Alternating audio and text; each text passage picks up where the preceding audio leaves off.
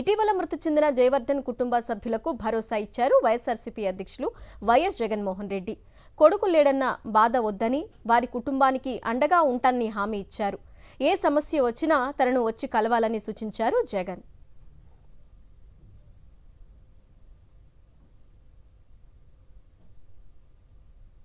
జగన్ అంటే చాలా పిచ్చి ప్రేమ. ఆ ప్రేమతో ఆయన చూసిన ఉద్రేకానికి లోనయ్యి అలసట వచ్చి పక్కకెళ్ళి కూర్చున్నాడు.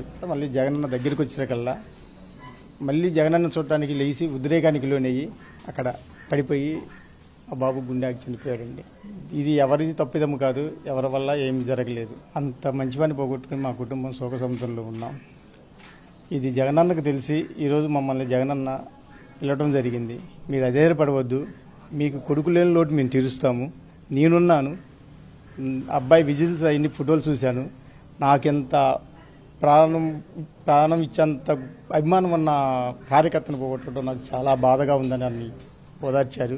మేము అండగా ఉన్నాం, పార్టీ అండగా ఉంటుంది. మీకు ఎలాంటి సమస్య వచ్చినా సరే డాక్టర్ భార్గవరెడ్డి అన్న కలవండి, అది నా దృష్టికి తీసుకొస్తాడు. మీకు నేను ఏదైనా సరే చేసి పెడతాను, మీరు ధైర్యంగా ఉండండి, మీకు కొడుకు లేని లోటు నేను తీరుస్తాను అని ధైర్యం ఇచ్చి చాలా గొప్పగా ఓదార్చి హ్యాపీ చేశారండి. వైఎస్ జగన్ రెంటపాళ్ల పర్యటన సందర్భంగా జయవర్ధన్ అనే వైఎస్ఆర్సీపీ కార్యకర్త గుండెపోటుతో మృతి చెందారు. ఈ విషయం తెలుసుకున్న పార్టీ ఆయన కుటుంబానికి అండగా నిలిచింది. వెంటనే 10 లక్షల రూపాయల ఆర్థిక సాయం చేసి ఆదుకుంది. తాజాగా సత్తెనపల్లి నియోజకవర్గ సమన్వయకర్త గజ్జల సుధీర్ భార్గవ్ రెడ్డి ఆధ్వర్యంలో జయవర్ధన్ తల్లిదండ్రులు, సోదరుడు వైఎస్ జగన్ను కలిశారు.